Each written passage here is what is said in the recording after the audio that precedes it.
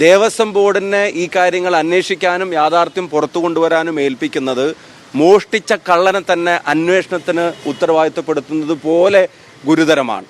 ഇത് ലാഘവത്തോടെ കാണാൻ ശ്രമിക്കാൻ കഴിയില്ല. ഇപ്പം തന്നെ പറയുന്നു, ഈ ഉണ്ണിഷ്ടം പോറ്റി പറയുന്നു കൊണ്ടുപോയത് ചെമ്പാണ് എന്നുള്ളത്, മറിച്ച് സ്വർണ്ണമാണ് എന്നുള്ളത് പറയുന്നു. 4 കിലോ കുറഞ്ഞെന്ന് പറയുമ്പോൾ കിലോ 4 അല്ല, കോടികൾ എത്രയാണ് അവിടെ കുറഞ്ഞത് എന്നുള്ളതാണ്. അങ്ങനെയാണെങ്കിൽ അയ്യപ്പൻ്റെ സ്വർണം മോഷ്ടിക്കപ്പെട്ടോ?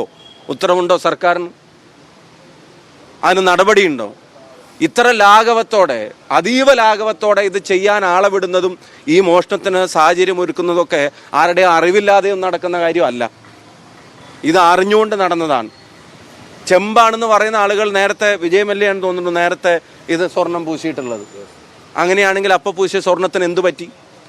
അവിടെയുള്ള കമ്പനി പറയുന്നു ഞങ്ങൾ സ്വർണത്തുമ്പോൾ വീണ്ടും സ്വർണം പൂശാറില്ല എന്നുള്ള രീതിയിൽ അവർ പ്രതികരിക്കുന്നു എന്ന് വാർത്തകൾ വരുന്നു. അപ്പം അവിടെ ചെന്നത് ചെമ്പാണോ? ഇവിടുന്ന് എടുക്കുമ്പോഴുള്ള സ്വർണം അവിടെ എത്തുമ്പോൾ ചെമ്പായതാണോ? ഇതിനൊന്നും കൃത്യമായിട്ടുള്ള ഉത്തരം പറയുന്നില്ല. ഈ ഉത്തരങ്ങൾ ഇനി കണ്ടെത്തണമെങ്കിൽ ദേവസ്വം വിജിലൻസും ദേവസ്വം ബോർഡിന്റെ അന്വേഷണം ഒന്നും കൊണ്ട് നടക്കില്ല. ദേവസ്വം ബോർഡ് പ്രസിഡന്റിനെയും ഇതിന്റെ ഉത്തരവാദിത്തപ്പെട്ട മന്ത്രിയെ ഉൾപ്പെടെ മാറ്റി നിർത്തി ഹൈക്കോടതിയുടെ മേൽനോട്ടത്തിൽ കൃത്യമായ അന്വേഷണം നടക്കാതെ ഈ കാര്യങ്ങൾ പുറത്തു വരില്ല എന്നുള്ളത് തീർച്ചയാണ്.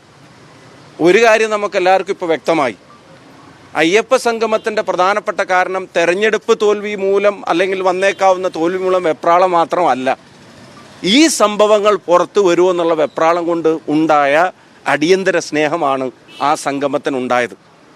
അതൊരു എമർജൻസി സിറ്റുവേഷനായിട്ട് അവർ തിരിച്ചറിഞ്ഞുകൊണ്ടാണ് ഇത്രയും കാലം പറഞ്ഞതിൽ നിന്നും എടുത്ത നിലപാടിൽ നിന്നൊക്കെ വ്യത്യസ്തമായി ഞങ്ങൾ മനുഷ്യരിലേക്ക് പടരും എന്നൊക്കെ പ്രസംഗിച്ചുകൊണ്ട് നടന്നിരുന്ന ആളുകൾക്ക് ഇപ്പോൾ ഇങ്ങനെ പെട്ടെന്ന് ഒരു സംഗമം നടത്താൻ തോന്നിയത് അതൊരു അടിയന്തര സാഹചര്യമായിരുന്നുള്ളവർ തിരിച്ചറിഞ്ഞിട്ടാണ്. അപ്പോൾ ഇത് അറിയുന്നവർ ദേവസ്വം ബോർഡിലുണ്ട്, അതിൻ്റെ തലപ്പത്തുണ്ട്, ഇത് അറിയുന്നവർ ഗവൺമെൻറ്റിലുമുണ്ട്, മന്ത്രിസഭയിലുമുണ്ട്. ഇല്ലാതെ ഇത് നടക്കില്ല. ആ ഉത്തരവാദികളെ കണ്ടെത്തണമെങ്കിൽ ഇതിനെ കവറപ്പ് ചെയ്യാൻ ശ്രമിക്കുന്ന ആളുകളെ മാറ്റി നിർത്തി അന്വേഷണം നടത്താൻ തയ്യാറാവണം. സംഗമം നടത്തി കണ്ണിൽ പൊടിയിട്ടുകൊണ്ട് ഈ തട്ടിപ്പുകളെ മറച്ചു വെക്കാൻ കഴിയില്ല എന്നുള്ളത് ഗവൺമെൻറ്റും ബന്ധപ്പെട്ട ആളുകളും തിരിച്ചറിയണം. ശക്തമായ പ്രതിഷേധങ്ങളിലേക്ക് കേരളത്തിലെ കോൺഗ്രസ് പാർട്ടി കടക്കുകയാണ്, UDF കടക്കുകയാണ്. 9-ാം തീയതി അവിടെ വലിയ പ്രതിഷേധ സംഗമം, ശ്രീ KC വേണുഗോപാൽ MP ഉൾപ്പെടെ പങ്കെടുക്കുന്ന വലിയ പ്രതിഷേധ സംഗമം ഇന്നലെ അവിടെ യോഗം ചേർന്ന് തീരുമാനിച്ചിട്ടുണ്ട്. സംസ്ഥാന വ്യാപകമായി ഈ വിഷയത്തിലുള്ള പ്രതിഷേധങ്ങളും ഇതിലെ കുറ്റക്കാരെ കണ്ടെത്തി സത്യസന്ധമായിട്ടുള്ള അന്വേഷണം നടത്തി അവരെ ശിക്ഷിക്കണമെന്ന് ആവശ്യപ്പെട്ടുകൊണ്ടുള്ള പ്രതിഷേധങ്ങളും ഞങ്ങൾ നടത്തും. ഇന്നലെ KPC പ്രസിഡന്റ് പറഞ്ഞതുപോലെ ഈ കള്ളൻ കപ്പലിൽ തന്നെയാണ്, അത് സർക്കാരിലും ദേവസ്വം ബോർഡിലുമാണെന്നുള്ളത് വ്യക്തമാണ്. അതല്ല ഞാൻ പറഞ്ഞു, സർക്കാരിൻ്റെ ദേവസ്വം ബോർഡിൻ്റെയും നിലപാടുകൾ ആ സംശയം ജനിപ്പിക്കുന്നുണ്ട്. അല്ലെങ്കിൽ ഈ പറയുന്ന ആളുടെ കയ്യിലൊക്കെ ഇത് അങ്ങനെ കൊടുത്തയക്കാവോ? അതിൻ്റെ ലോജിക്ക് എന്താ? അതിന് കൃത്യമായിട്ടൊരു നടപടിക്രമങ്ങളില്ലേ? ഞാൻ അവിടെ അറിവുള്ള ആൾക്കാരോട് ചോദിച്ചപ്പോൾ പറഞ്ഞത് ദ്വാരപാലകന്മാരുടെ ഇതിൽ മഴയും വെയിലും ഒന്നും ഏൽക്കാത്ത സ്ഥലത്താണ് നിൽക്കുന്നത് എന്നുള്ളത്. അപ്പോൾ ഇപ്പം അതിന് അങ്ങനെയാണെങ്കിൽ കാര്യമായിട്ടൊരു കേടുപാട് വരേണ്ട സമയമല്ല എന്നും ചില ആളുകൾ പറയുന്നു. അങ്ങനെ കാര്യമായിട്ട് കേടുപാട് ഇല്ലാത്തൊരു സമയത്ത് വീണ്ടും പോയി ഇത് പൂശണം എന്ന് തോന്നിയത് എന്ത് മോട്ടീവിൻ്റെ അടിസ്ഥാനത്തിലാണ് ഇന്ന് ഇതുപോലെ ഒരാളുടെ കയ്യിൽ കൊടുത്തയച്ചത്?